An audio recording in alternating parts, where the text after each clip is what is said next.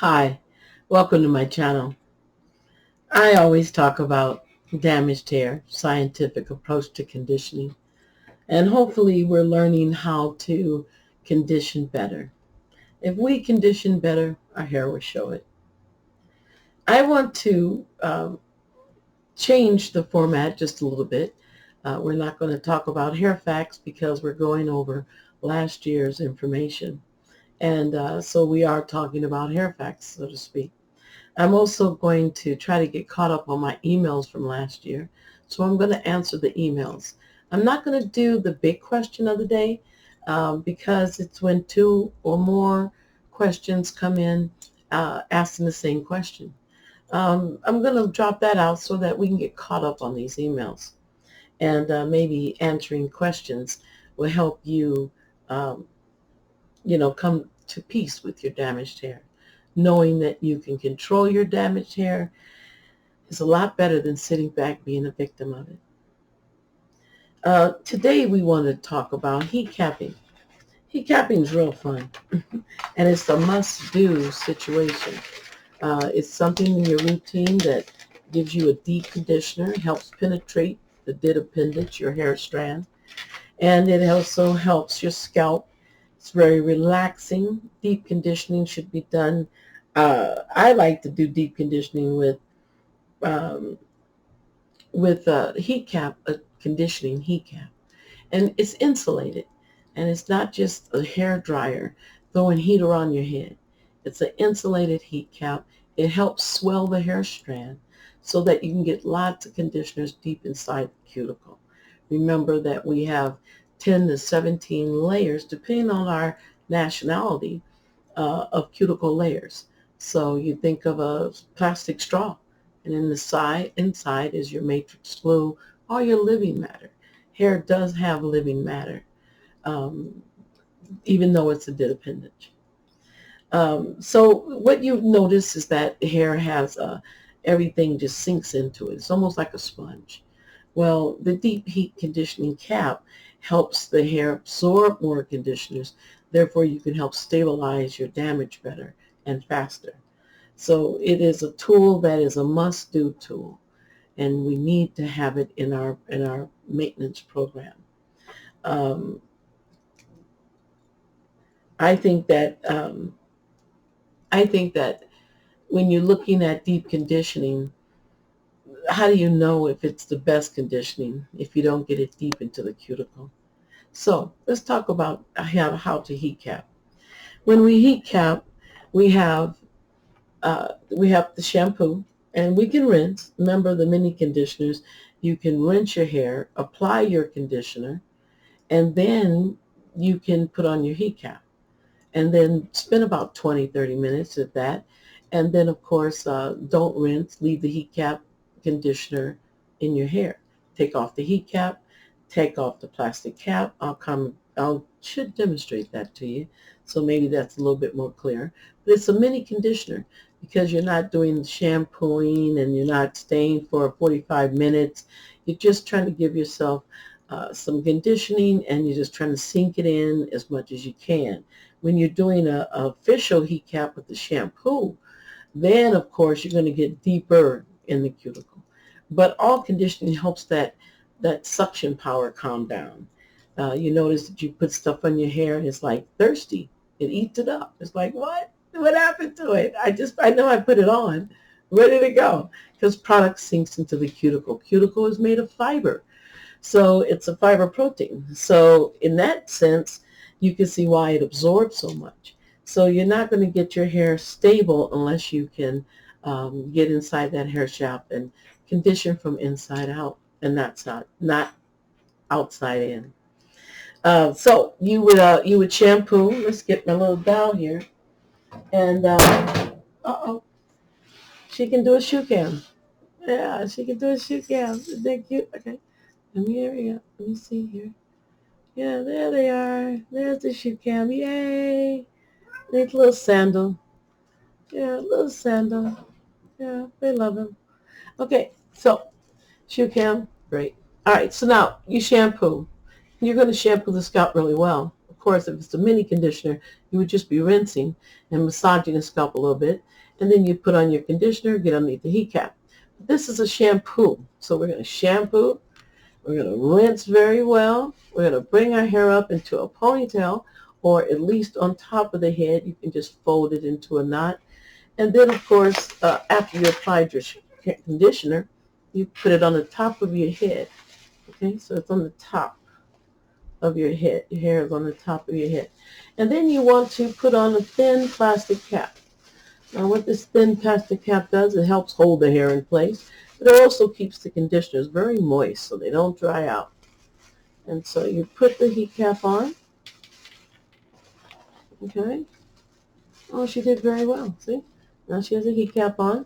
And then, of course, she would come along and apply her her plastic cap, and then she would put on the heat cap, which has the electrical cord to it, the conditioning heat cap.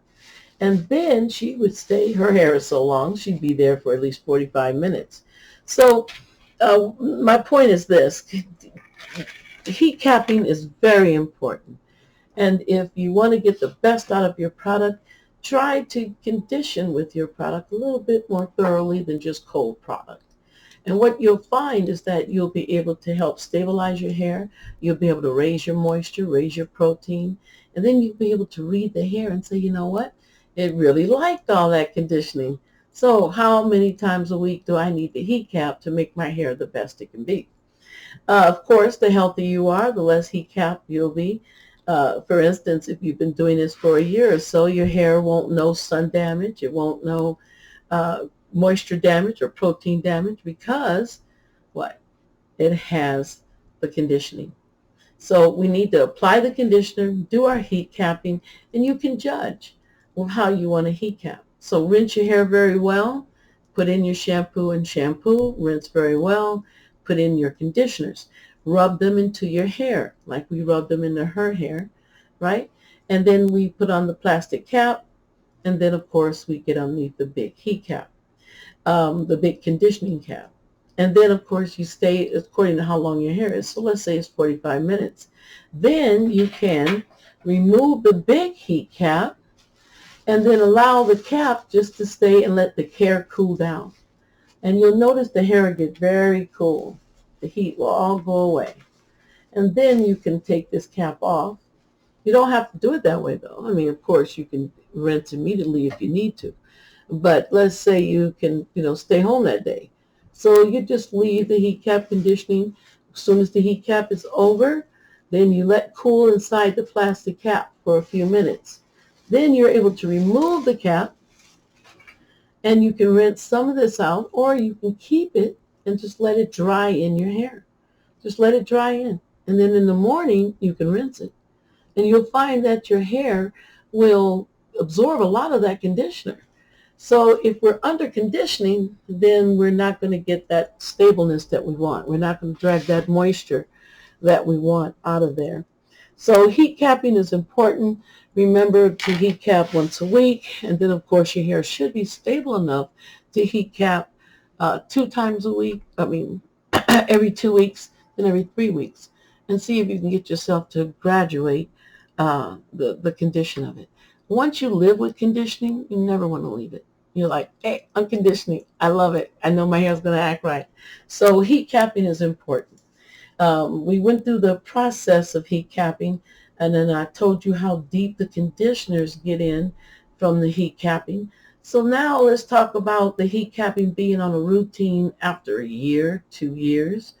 Your hair and scalp just loves it. Remember, you relax when you're underneath the heat, so that helps all your muscles relax and go to sleep with you. So I think it's stimulating blood flow. I also think that relaxation sometimes is better than stimulate.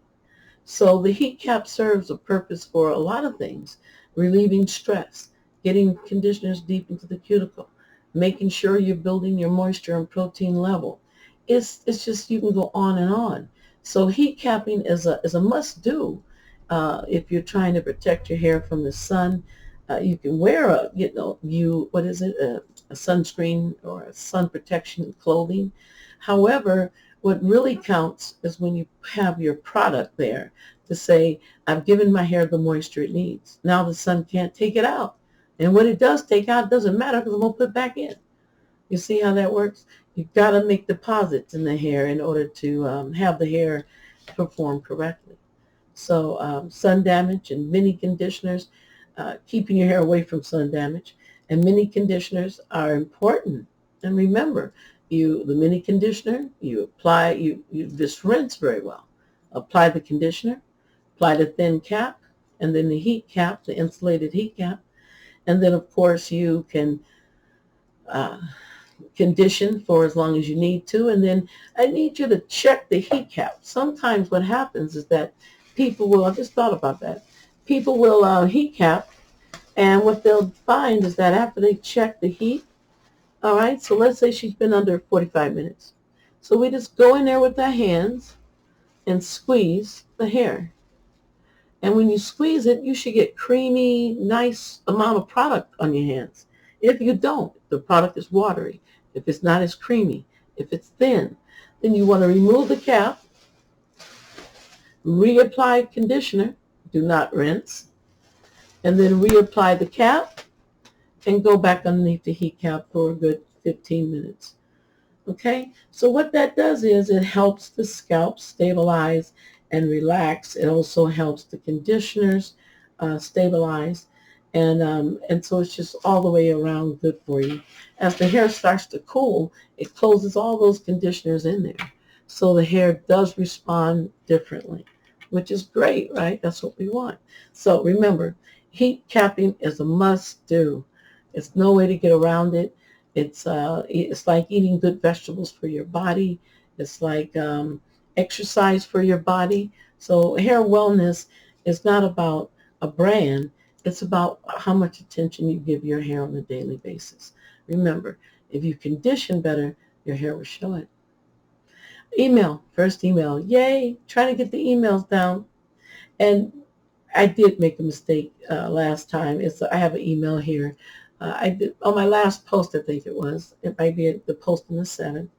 I mentioned that mini conditioners, when you rinse your hair, you do apply your conditioner after you rinse, and then you apply the plastic cap, and then you apply the insulated heat cap. So thank you for bringing that to my attention. I didn't realize I left that out about putting the conditioner on before you put your plastic cap on and your insulated heat cap. You do not want to be in the heat cap with no conditioning. So you need to watch that, monitor your conditioners on your hair, in your hair, as well as, when you're underneath the heat cap, as well as when you're out of the heat cap. So when you check it, you don't have to rinse. You just need to add more conditioning and then get back underneath the heating pad so that it can absorb some more conditioner. And so, yes, sorry about that. I sometimes talk fast and forget the details, right? So thank you for bringing that to my attention. Yes, mini conditioners is rinse, apply conditioner, apply then plastic cap, and then your insulated cap. Email 2, my hair color does not last long. And she says within the first 2 weeks after getting her color, her hair, she can see her new growth. It fades. New growth is harder to accept a chemical because it's so close to the scalp. Um, However, it sounds like you're very dehydrated. If you're not holding your color, then you're dehydrated. So hydrate yourself, and then, of course, deep condition with moisture, and see if you can get some of that moisture so it will hold the color when you do it. You can condition before, during, and after color. So before the color, you do a heat cap with moisture and protein if you need it. It's only if you feel your hair is that depleted. If you're doing hair color, go ahead and put some protein in there. But anyway, and so you're going to deep condition with your protein moisture, and then you can apply it cold. The conditioner is cold when you actually have the color. If you apply the heat cap, it will deplete your color. So what you want to do is wait to let the process of the hair color is that it goes into your hair shaft very minute, very small. And then, of course, it enlarges and it locks into the hair shaft. So that's how that goes. Well, if you are too depleted, that it won't work right. And so therefore, I'm thinking that you need to hydrate very fast, your hair as well as yourself. Cover it from both ends. And then, of course, see if you can have your conditioners done. Make sure your peroxide is the right level. A lot of times clients don't understand the peroxide and whether or not they need, uh, a higher level or a lift. So why don't you check that out as well? I'm sure you can ask a professional about that. But hair color needs to be conditioned. And so after a week after your color, your hair color should be locked in. Then you can do another heat cap and it won't deplete the color. And just keep up with that process of conditioning after your color, before your color, and during your color. Remember, during your color, you can't use heat.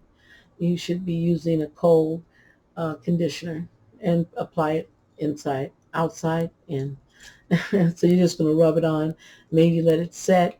And of course, when your color is about a week old, then you're safe to be able to heat cap again. So let me know how you're doing on that. Please email me at ditahair911 at gmail.com. Just had a baby a week ago. Oh, congratulations. Yes, your hair will feel very let down. You've got to think about all the vitamins your body was running to be able to carry the baby. So now everything is running low. So you need to still take your prenatal vitamins, ask your doctor. And then, of course, condition, deep condition with moisture and at least protein every 2 weeks. You just need all that care and all that sun protection. So having a baby is serious stuff, and it wears on your body. They say parents lose 6 months of sleep. So that alone will upset your hair. So brush, brush, brush, and then deep condition, deep condition. And I think your hair will be fine. Usually after a baby and after you condition and stabilize your damage from the big transition of having a baby versus the vitamins that are in your body after you give birth to the baby. So it's a transition there for the body, and that's hard on your hair. I know. The hair is really tuned in to all our parts. I forgot to say happy Valentine's Day. It's really, really nice to have my post on a Valentine's Day. It just fell that way. And so I thought, wow, I get to have Valentine's post. That's nice. So happy Valentine's Day. I hope your Valentine is loving, caring, and healing. I want to thank you for staying. If you have any questions or you learned something today, please leave a comment, push the like button, notification button so that you know when I post. I usually try to post on Fridays. Um, I also would like you to subscribe. It's free. So thank you so much for your email questions to ditahair911 at gmail.com. Um, it's really nice if you come to my Facebook. It's Dita Damaged Hair. And it's open to the public. So you can come and listen to some hair facts that I like to give and share. Maybe I can't get that much in the channel. So, you might want to go to the Facebook and have more time. You also will find heat capping instructions there as well. um, Thank you for giving damaged hair a voice. That's our goal here on this channel, is to speak about damaged hair and, enlighten people how to condition better. I want to say that I love talking with you, and thank you for letting me give you some new ideas. Thank you for being open-minded about better hair habits, and hopefully you'll heat cap after today. Okay? Heat capping is very important for you, so it should be a part of your maintenance program. I love talking with you so much. Now, go have a good hair day. Thank you.